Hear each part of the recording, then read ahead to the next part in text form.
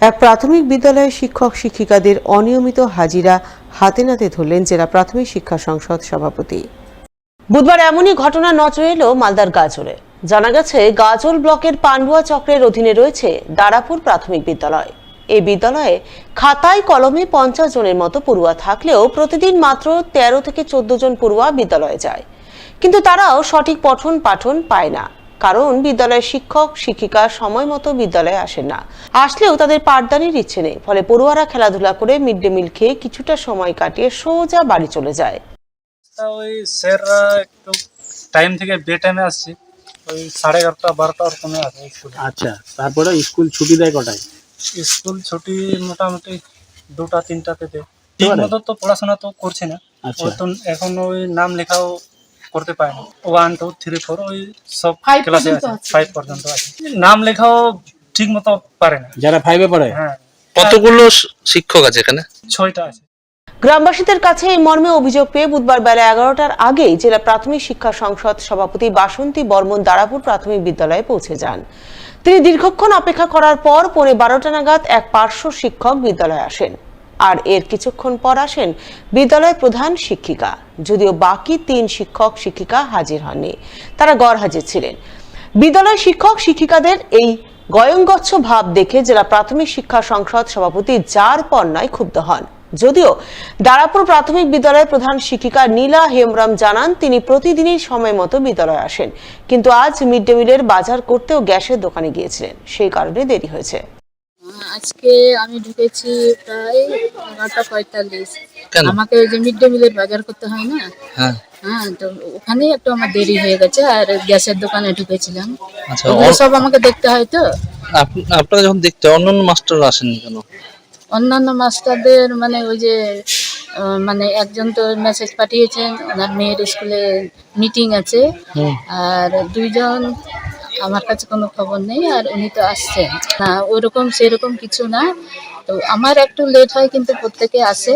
আমার কিন্তু আজকে অতিরিক্ত লেট হয়েছে, আমি নিজেও স্বীকার করছি, নাহলে এত হয় না। তবে এই গোটা ঘটনা দেখে বেজায় ক্ষুব্ধ হয়েছেন জেলা প্রাথমিক শিক্ষা সংসদ সভাপতি বাসন্তী বর্মন। তাই তিনি দারাপুর প্রাথমিক বিদ্যালয়ে 5 জন শিক্ষক শিক্ষিকার সকলকেই শোকজ করার কথা জানান। দারাপুর প্রাইমারি স্কুল, এটা পান্ডুয়া সার্কেলের মধ্যে পড়ছে। আমি যখন স্কুলে ঢুকি 11টা ঠিক আগে আমি স্কুলে এসেছিলাম। এসে এখানে দেখছি বাচ্চাগুলো বাগানে খেলছিল। আমি সব বাগান থেকে বাচ্চাগুলোকে ডেকে নিয়ে আসি। প্রথমত আমার গাড়ি দেখে এবং আমাকে দেখে ভয়ে তারা দৌড়ে পালিয়ে যাচ্ছিল।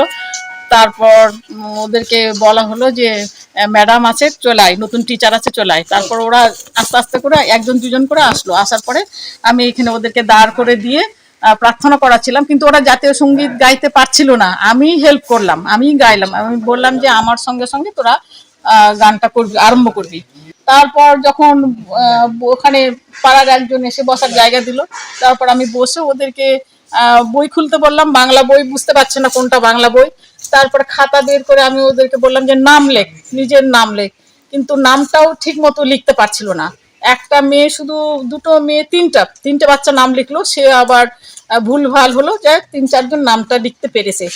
পরে আরো 4টে বাচ্চা এসছে, মোট 11টা বাচ্চা আছে।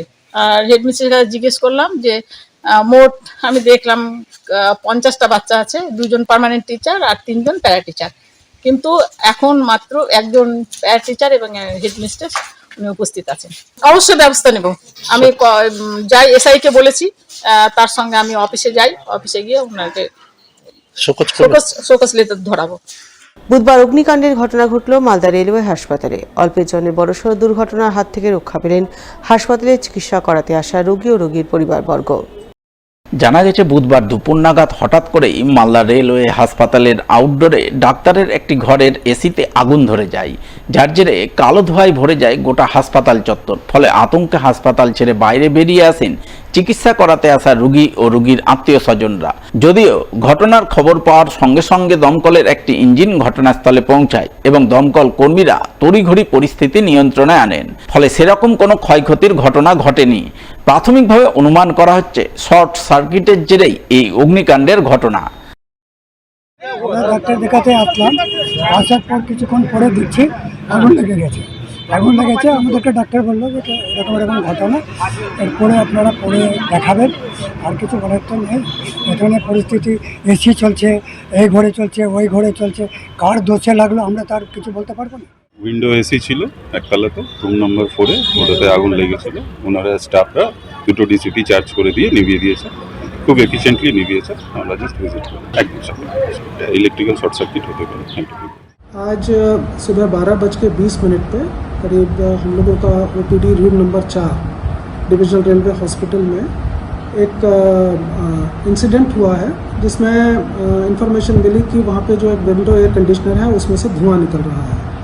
तो प्रिकॉशन के तौर पर इमीडिएटली OPD कॉम्प्लेक्स में जितने भी पेशेंट्स थे उनको इवैक्यूएट कर लिया गया एज ए प्रिकॉशन के तौर पे। ECG रूम में कोई भी नहीं था, और ये देखने के लिए कि वहाँ पे कोई संभावना ना रहे, तो फायर एक्सटिंग्विशर की मदद से हम लोगों ने जो भी धुआं भी उठ रहा था उसको हम लोगों ने बुझा दिया वहाँ।